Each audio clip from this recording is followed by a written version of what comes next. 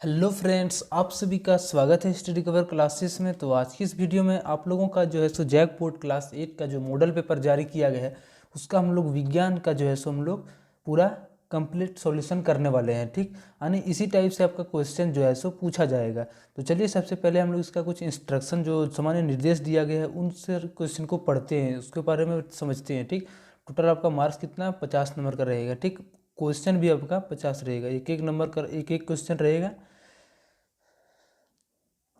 यहाँ पे लिखा हुआ आप अपना नाम, रोल कोड, अनुक्रमांक, पंजीयन संख्या, परीक्षा तिथि की पाली, विभाग तथा विषय विषय का नाम OMR उत्तर पत्रक पर दी गई जगह पर लिखें। अपना पूरा हस्ताक्षर OMR उत्तर पत्रक में दी गई जगह पर करें। ठीक, चलिए ये सब तो सेकेंडरी है, ये सब तो आप लोग हो जाएगा। ठीक, लेकिन पढ़ना जरूर। चलिए कुछ बात, कुल 50 है आपका प्रश्न, इसका सबका एक एक मार्क्स का है। उसके बाद सब में बोल रहा है कि ऑप्शन 4 है, उनमें से एक को छोड़ना है, वो मतलब एक को बनाना है। ठीक, 5 में बोलता है कि परीक्षा भवन छोड़ने से पहले OMR उत्तर प्रदेश, यानी आप जब का आपका पूरा कंप्लीट सॉल्यूशन हो जाए तो आपका जो है सो OMR सीट में जो आंसर लिखेंगे उसको जमा करके ही वहाँ से निकलना है। ठीक, चलिए क्वेश्चन नंबर 1 से हम लोग यहाँ पे स्टार्ट करते हैं। क्वेश्चन नंबर 1 में बोलता है कि कोशिकाओं का वह समूह है जिसकी यानी कोशिकाओं का वह समूह जिसकी रचना, उद्गम तथा कार्य समान हो, उससे क्या कहते हैं। तो कोशिकाओं का हम लोग जो समूह होता है उसको ही बोला जाता है उत्तक। ठीक, ऑप्शन नंबर आपका सी जो है सो राइट आंसर हो जाएगा। चलिए क्वेश्चन नंबर 2 में है कि एक कोशीय जीव कौन सा है। तो एक कोशीय जीव अगर यदि पूछा जाए तो कौन सा होता है, तो माइकोप्लाज्मा, अमीबा, ये सारे जो होता है आपका एक कोशीय जीव होता है। ठीक, तो इनमें से आपको चूज करना है कि कौन सा जीव जो है सो एक कोशीय जीव है, तो अमीबा जो है सो आंसर हो जाएगा। चलिए नेक्स्ट हमारा क्वेश्चन है 3 नंबर में कि सजीव के संरचनात्मक शरीर के संरचनात्मक एवं क्रियात्मक इकाई क्या है। तो हम लोग शुरू में ही पढ़े थे, क्या था, कोशिका। ऑप्शन नंबर ए आपका आंसर हो जाएगा। क्वेश्चन नंबर 4 में बोलता है कि इनमें से कौन अधातु है। तो सल्फर, कार्बन, ऑक्सीजन, ये तीनों ही आपका क्या है, धातु, अधातु है। ठीक, इसलिए ऑप्शन जो है सो इनमें से सभी डी जो है सो आंसर सही हो जाएगा।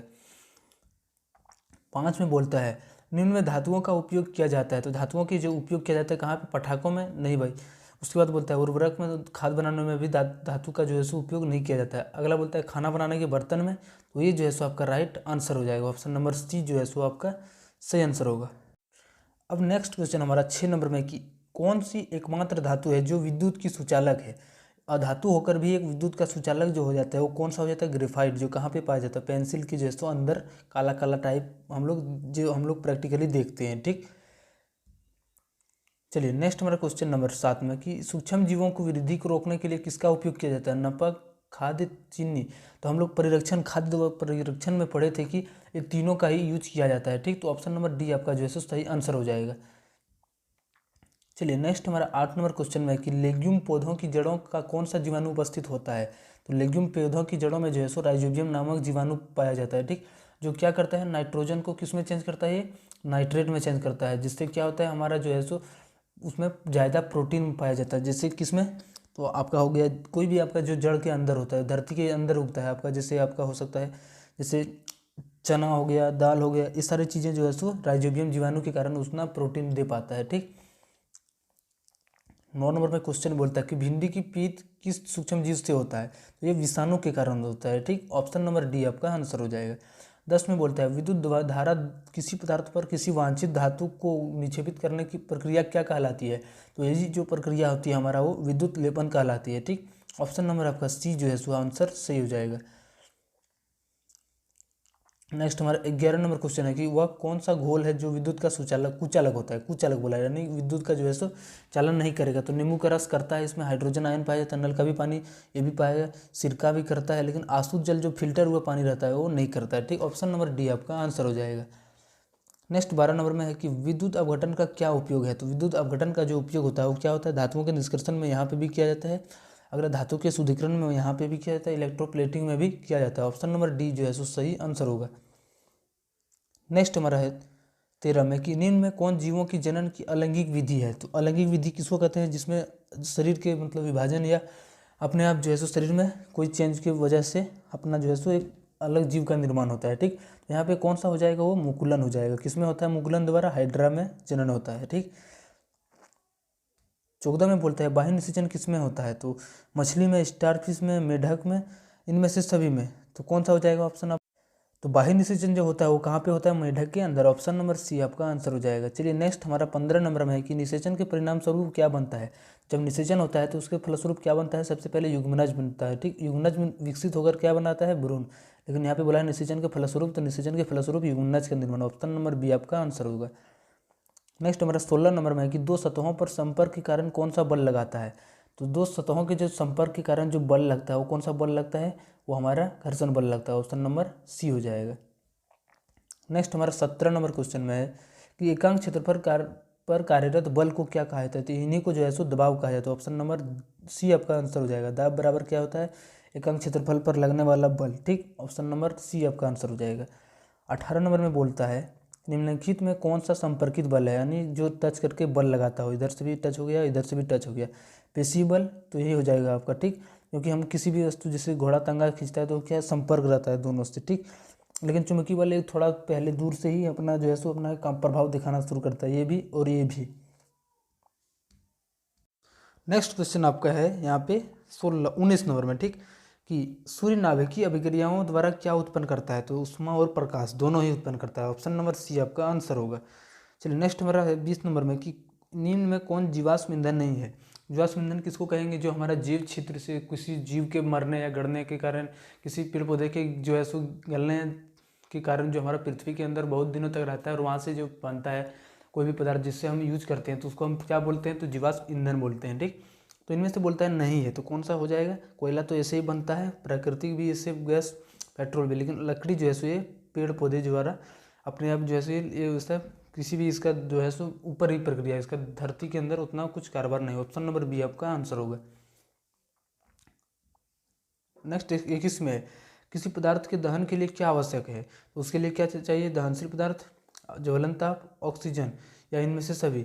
किसी पदार्थ के दहन के लिए सारा चीज़ें जो है सो होना आवश्यक है, लेकिन उसमें से भी ज़्यादा इंपॉर्टेंट ऑक्सीजन है, ठीक। यहाँ पे बोला है सभी, तो ऑप्शन नंबर डी भी आपका सही आंसर हो जाएगा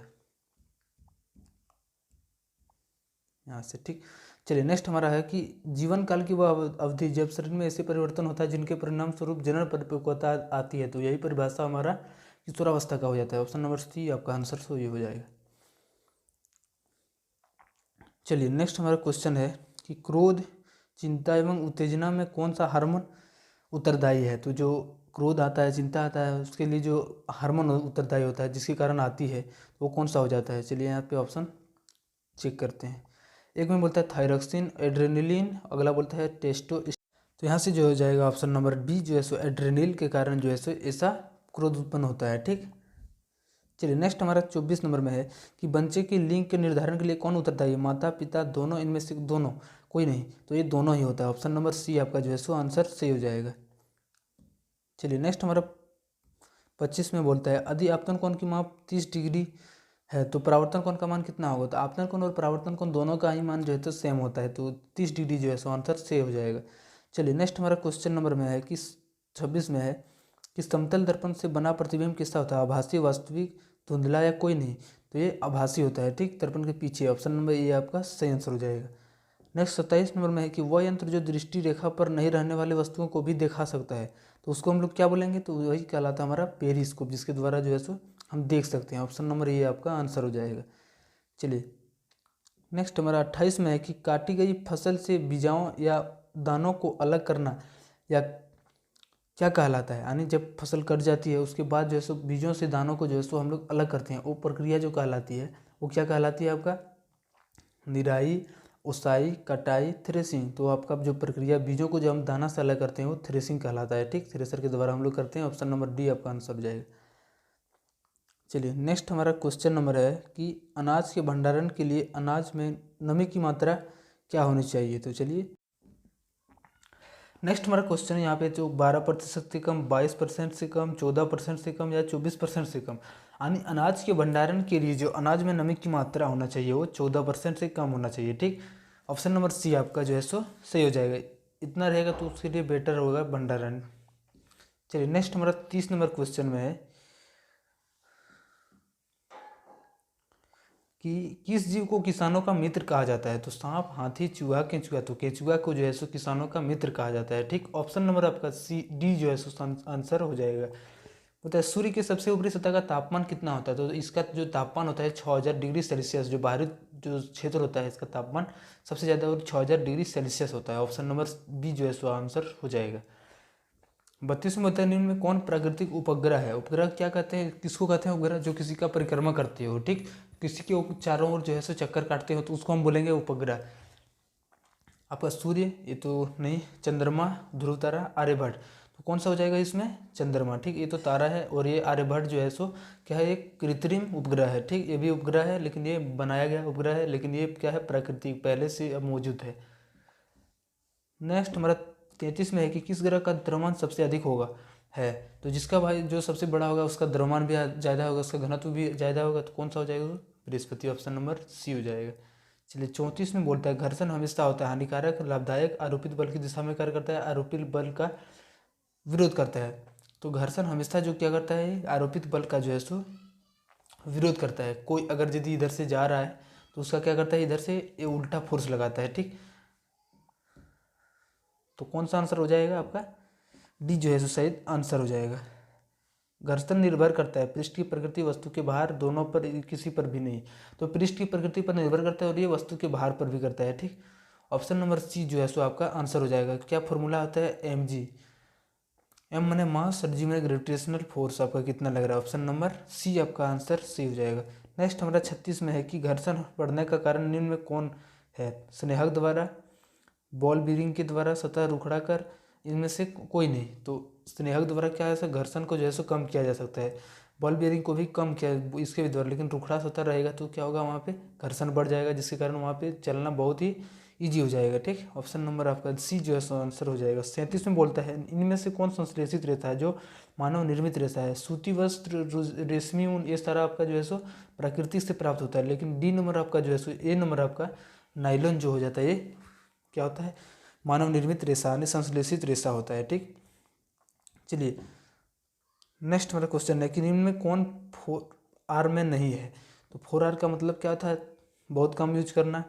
उसको ये कहीं नहीं था कि रिमूव, उसको डायरेक्ट जो है सो खत्म ही कर देना। ऑप्शन नंबर डी जो है सो इसका आंसर जो हो जाएगा। चलिए नेक्स्ट हमारा है 39 नंबर में, इनमें कौन पिघल जाती है परंतु जलती नहीं है? तो ये किस तरह का? नाइलॉन होता है। ठीक, ये पिघल जाता है पर ये जलता नहीं। ऑप्शन नंबर सी आपका आंसर सही हो जाएगा। 40 में बोलता है आवृत्ति का मात्रक होता है। तो आवृत्ति का जो मात्रक होता है वो हर्ट्ज होता है। ठीक, 41 में होता है एक कंपन में लगे समय को क्या कहा जाता है? तो उसी को जो है सो हम लोग आवर्तकाल, टाइम पीरियड कहते हैं। ऑप्शन नंबर बी आपका आंसर सही हो जाएगा। 42 में बोलता है ध्वनि संचरित हो सकती है कहाँ? ठोस में, द्रव में, केवल वायु या गैस में, या ठोस द्रव गैस में? तीनों में हो सकता है। ठीक, आप लोग सोचते हैं कि ठोस में कैसे? अगर यदि हम किसी को लोहे में अगर यदि जोर से मारेंगे तो क्या होता है? उसमें भी आवाज़ जो है तो दूर तक फैलता है। ठीक, द्रव में कैसे? पानी में भी मारेंगे तो उसमें भी थोड़ा थोड़ा आवाज़ सुनाई देगा। जैसे हम लोग हवा में, गैस में कैसे? तो गैस में नहीं, आपका हो गया उदाहरण आपका गैस यानी हवा। ठीक, और हम लोग ऐसे बोलते हैं नॉर्मली तो हवा में ही बोला जाता है। तो ये भी क्या होता है? ध्वनि संचरित तीनों में होता है। ऑप्शन नंबर सी आपका आंसर हो जाएगा। 43 में बोलता है किसी अवशिष्ट वस्तु से आवेश को पृथ्वी में स्थानांतरित करने की प्रक्रिया को क्या कहलाता है? तो किसी अवशिष्ट वस्तु से जो है सो आवेश को पृथ्वी में स्थानांतरित करने की प्रक्रिया जो कहलाती है वो अर्थिंग कहलाती है। जो हिंदी में क्या होता है? वो भूसंपर्कन कहलाता है। ठीक, ऑप्शन नंबर ये आपका आंसर हो जाएगा। चलिए नेक्स्ट हमारा है कि भूकंप की शक्ति को किसके द्वारा मापा जाता है? Seismograph, voltmeter, ammeter, galvanometer. तो ये सिस्मोग्राफ के द्वारा मापा जाता है। ठीक, वोल्टमीटर के द्वारा एनर्जी नापा जाता है और एमीटर के द्वारा आपका धारा कितना प्रभावित हो रहा है उसको मापा जा रहा है। तो गैल्वेनोमीटर के द्वारा भी वही नापा जाता है। ऑप्शन नंबर आपका ए जो है सो आंसर हो जाएगा सिस्मोग्राफ द्वारा। 45 में बोलते हैं आवेश कितना प्रकार का होता है? आवेश दो प्रकार है, एक प्लस और एक माइनस, एक धनात्मक और एक दूसरा ऋणात्मक होता है। ठीक, चलिए 46 में बोलता है कि वायुमंडल में निलंबित सूक्ष्म ठोस या तरल कण के बादल को क्या कहा जाता है? वही जो होता है उसी को हम लोग बोलते हैं एरोसॉल। ऑप्शन नंबर आपका बी जो है सो आंसर सही हो जाएगा। 47 में बोलता है वायुमंडल में ऑक्सीजन की गैस की मात्रा कितना है? तो ऑक्सीजन की 21 है और आपको याद रखना है नाइट्रोजन का कितना है? आपका 78%। ठीक, चलिए नेक्स्ट हमारा है 48 में वनोन्मूलन का स्थायी हल क्या है? तो वनोन्मूलन यानी वनोन्मूलन को जो है सो कैसे बचाया जा सकता है, वन को खत्म होने से कैसे बचाया जा सकता है, क्या कर सकते हैं हम लोग, पुनर्वन रोपण, यानी फिर से हम लोग वहाँ पे वन लगा करके। ऑप्शन नंबर सी आपका आंसर सी हो जाएगा। 39 में बोलता है कि काला सोना किसे कहा जाता है, तो काला सोना जो है सो पेट्रोलियम को कहा जाता है। ठीक, आप लोग बहुत भूल करते हो कि कोयला को लगाते हो, लेकिन नहीं, ये पेट्रोलियम हो जाता है आंसर। नेक्स्ट हमारा 50 नंबर क्वेश्चन में है कि कौन सा प्राकृतिक संसाधन नहीं है जो अपने आप नहीं बना है, जल, हवा, सूर्य का प्रकाश, ये तीनों ही तो अपने से बना हुआ है, लेकिन आपका जो है सो डी नंबर ऑप्शन आपका कपड़ा जो हम लोग मेड करते हैं और ये मानव निर्मित होता है। ठीक, प्राकृतिक नहीं होता है। यहाँ से आपका साइंस का जितना भी क्वेश्चन था वो आपका मॉडल पेपर का वो सारा क्वेश्चन आपका यहाँ से कंप्लीट हो गया। ठीक, अगर किसी चैनल को सब्सक्राइब नहीं किए और हिंदी वाले को नहीं देखे हैं, ठीक, तो प्लेलिस्ट में है, वहाँ से जाके आप लोग जरूर उसको भी वॉच कीजिएगा और उसको अच्छे से समझिए। ठीक, मिलते हैं नेक्स्ट वीडियो में, तब तक के लिए जय हिंद।